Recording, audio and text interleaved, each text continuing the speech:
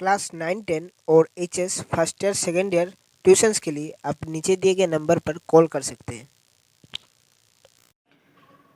नमस्कार सभी को, लेके आ चुका हूँ एक नया वीडियो लेके।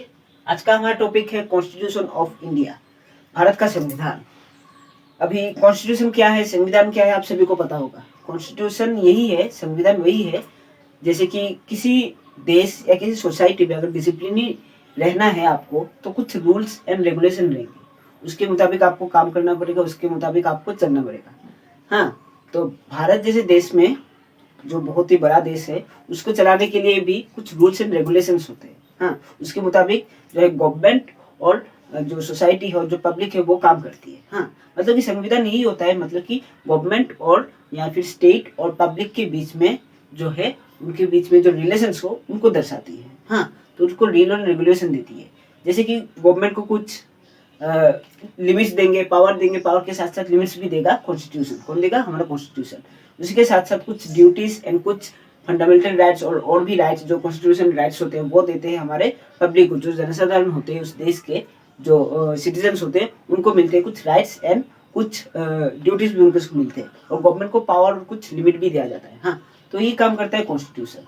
अभी हम भारत के कॉन्स्टिट्यूशन के तथ्य पे जानेंगे कि भारत का संविधान जो है वो कैसे बना। ठीक है, तो कॉन्स्टिट्यूशन ऑफ इंडिया, देखिए हमें पता है कि ब्रिटिशरों ने हमारे यहाँ पे बहुत सालों तक राज किया। ठीक है, करीबन 200 सालों तक ब्रिटिश यहाँ पे रहे। 1611 पे ईस्ट इंडिया कंपनी जो हिंदुस्तान में आया, बिजनेस करने के लिए आया, ट्रेड करने के लिए आया, लेकिन बाद में उन्होंने इंडिया को कैप्चर कर लिया। ठीक है, बैटल ऑफ प्लासी 1757 पे हुआ, उसके बाद बैटल ऑफ बक्सर 1764 पे हुआ। धीरे धीरे करके जो है ब्रिटिशर ने इंडिया को कब्जा कर लिया।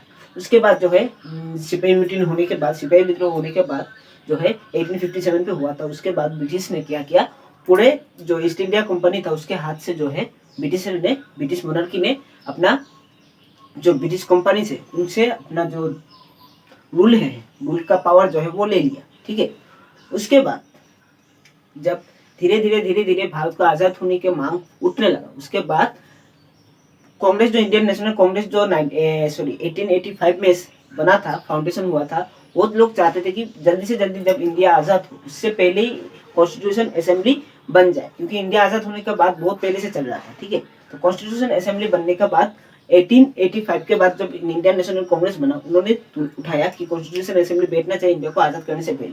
तो हमें पता है 15 अगस्त 1947 को इंडिया आजाद हुआ था, लेकिन उससे पहले ही जो इंडियन कॉन्स्टिट्यूशन है उसको बनाने का काम शुरू हो गया था। जैसे कि यहाँ पे मैंने लिख के देख रखा हूँ, कॉन्स्टिट्यूशन असेंबली फॉर्म 6 दिसंबर 1946। भारत का जो संविधान है वो 6 दिसंबर 1946 को ही बनना शुरू हो गया था। क्यों बनना शुरू हो गया था? उस दिन कॉन्स्टिट्यूशन असेंबली बना था, फॉर्म हुआ था, ये आपको याद रखना है।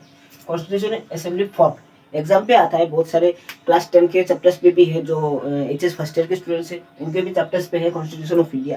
तो ये पे बहुत आता है क्वेश्चन पे, when constitution of assembly was form. तो इसका आंसर है 6 दिसंबर 1946 को कॉन्स्टिट्यूशन असेंबली बैठा था। हाँ, अभी कॉन्स्टिट्यूशन असेंबली तो बैठा था 6 दिसंबर 1946 पे कॉन्स्टिट्यूशन बनाने के लिए। अब कॉन्स्टिट्यूशन बनने के बाद कब तैयार हुआ था?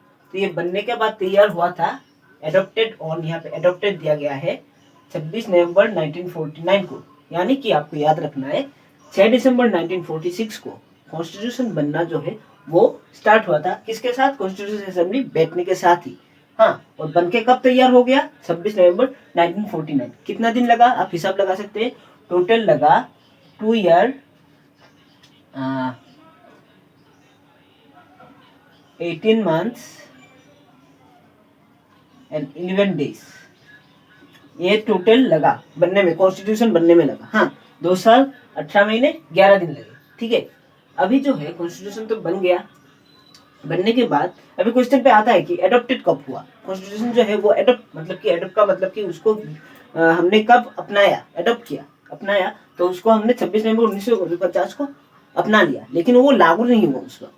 लागू हुआ 26 जनवरी 1950 को। ये 26 जनवरी जब हम रिपब्लिक डे मनाते हैं, प्रजातंत्र दिवस मनाते हैं, इसीलिए मनाते हैं क्योंकि उस दिन से ये जो है एनफोर्स्ड हुआ था। ये वर्ड आपको याद रखना है। हाँ, भारत का जो संविधान है वो एनफोर्स्ड हुआ था 26 जनवरी 1950 को। उसी दिन को हम लोग प्रजातंत्र लोग या फिर रिपब्लिक डे के तरफ पे मनाते हैं। ठीक है, तो ये 3 क्वेश्चन से आपको क्वेश्चन आ सकते हैं। जैसे कि कॉन्स्टिट्यूशन असेंबली कब फॉर्म हुआ था? 6 दिसंबर 1946 को। उलट के दे सकता है कि कॉन्स्टिट्यूशन कब बनना स्टार्ट हुआ था, तब आपको देना है 6 दिसंबर 1946 को कॉन्स्टिट्यूशन बनना स्टार्ट हुआ था। उसके बाद कब एडॉप्ट हुआ था कॉन्स्टिट्यूशन, 26 नवंबर 1949 को कॉन्स्टिट्यूशन एडॉप्ट किया गया था। और उसके बाद वो लागू कब हुआ था, एनफोर्स कब हुआ था, एनफोर्स हुआ था 26 जनवरी 1950 को। अभी क्वेश्चन आ सकता है कि जो कॉन्स्टिट्यूशन असेंबली बैठा उसके प्रेसिडेंट कौन थे, होता है ना, तो वो प्रेसिडेंट थे कॉन्स्टिट्यूशन असेंबली के। यहाँ पे दिया गया है president of constitution assembly was doctor Rajendra प्रसाद।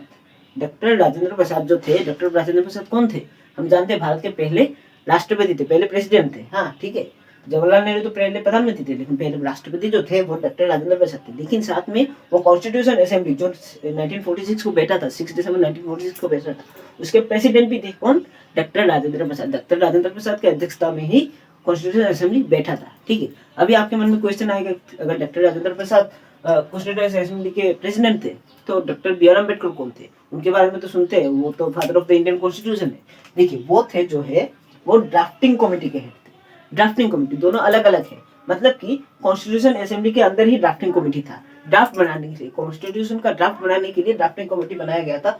उसके हेड, उसके प्रेसिडेंट थे डॉक्टर बी आर अम्बेडकर। तो इसको आपको कंफ्यूज नहीं होना है, बहुत सारे स्टूडेंट कंफ्यूज हो जाते हैं कॉन्स्टिट्यूशन असेंबली और ड्राफ्टिंग कमेटी को लेकर, आपको कंफ्यूज नहीं होना है। कॉन्स्टिट्यूशन असेंबली जो है उसके प्रेसिडेंट है राजेंद्र प्रसाद, और कॉन्स्टिट्यूशन असेंबली के ड्राफ्टिंग कमेटी के जो प्रेसिडेंट है वो है डॉक्टर बी आर अम्बेडकर। ठीक है, तो ये तो आप लोग समझ लिया कब बनना स्टार्ट हुआ, कब बन के तैयार हो गया, और कब वो लागू हुआ या फिर एनफोर्स हुआ, ये मैंने दे दिया। उसके प्रेसिडेंट कौन थे कॉन्स्टिट्यूशन असेंबली के, और कॉन्स्टिट्यूशन के ड्राफ्टिंग कमेटी के प्रेसिडेंट कौन थे वो भी मैंने लिख के दे दिया। ठीक है, अभी जो है कॉन्स्टिट्यूशन में कुछ कुछ खास बातें हैं जो मैं बताता हूँ।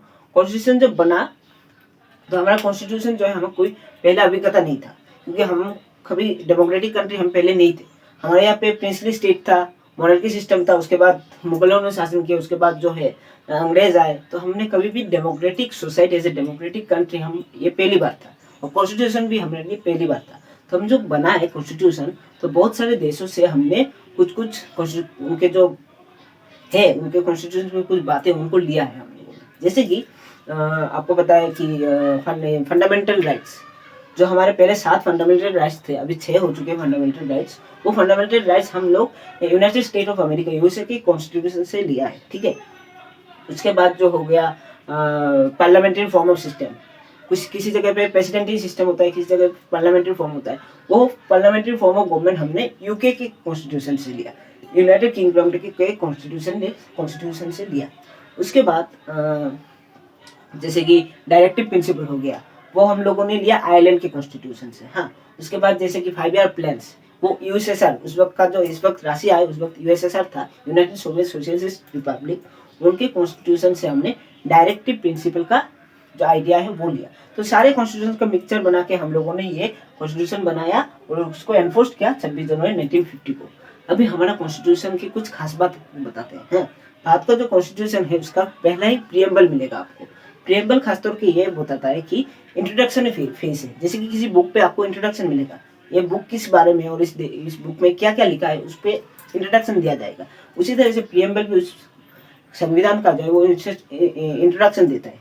जैसे कि यहाँ पे दिया गया है प्रियम्बल, हाँ, India is a sovereign socialist secular democratic Republic.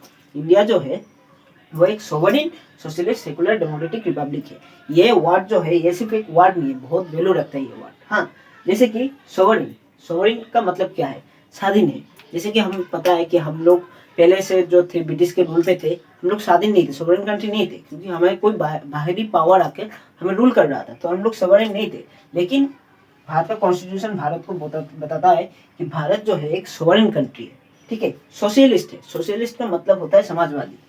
जैसे कि कम्युनिज्म हो गया, लिबरलिज्म हो गया, उसके बीच में आता है सोशलिज्म। हाँ, समाजवादी रूप को भारत मानता है। 1991 के बाद समाजवादी थोड़ा पीछे चला गया, लेकिन 1991 तक ज्यादातर भारत के जो सिद्धांत थे वो समाजवादी ही थे, हाँ, सोशलिस्ट थे। तो भारत एक सोवरेन एंड सोशलिस्ट कंट्री है, साथ में सेकुलर कंट्री है। सेकुलर जो है वो बाद में ऐड किया गया था, पहले सेकुलर नहीं था। 42 अमेंडमेंट एक्ट के में शायद सेकुलर वर्ड को ऐड किया गया है।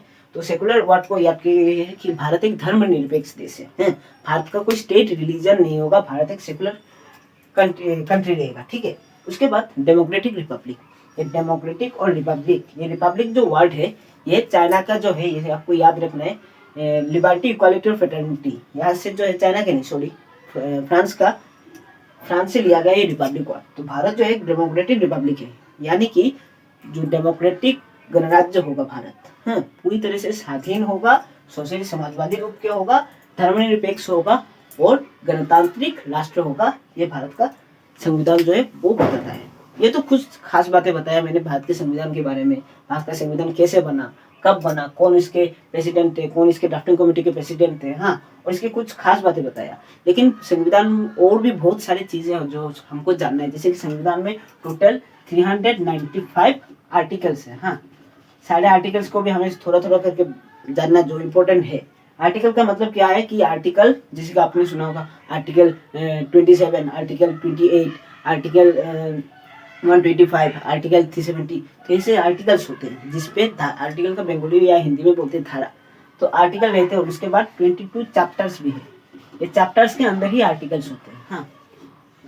तो 395 आर्टिकल्स है और 22 चैप्टर्स है इंडियन कॉन्स्टिट्यूशन में, ठीक है। और ये इंडियन कॉन्स्टिट्यूशन जो है दुनिया का सबसे बड़ा लिखित संविधान है, ऐसा कोई भी नहीं है। अगर क्वेश्चन आए which constitution is the world's largest constitution, तो आपको देना है इंडियन कॉन्स्टिट्यूशन, ठीक है। ओल्डेस्ट नहीं है, ओल्डेस्ट अगर बोले, सबसे पुराना बोले तो अमेरिकन होता है, हाँ, अमेरिकन कॉन्स्टिट्यूशन बहुत पुराना है। लेकिन सबसे बड़ा अगर बोले, क्योंकि भारत का संविधान 395 आर्टिकल्स है भारत के संविधान में, हाँ, ठीक है, और 22 चैप्टर्स भी है। तो भारत का संविधान बहुत ही बड़ा संविधान है, हाँ। और भारत के संविधान में कुछ और भी बातें दिए गए, जैसे कि फ्लेक्सिबिलिटी। फ्लेक्सिबिलिटी का मतलब है कि संविधान को कभी भी संशोधन किया जा सकता है। यह हमने ब्रिटेन के कॉन्स्टिट्यूशन से लिया है।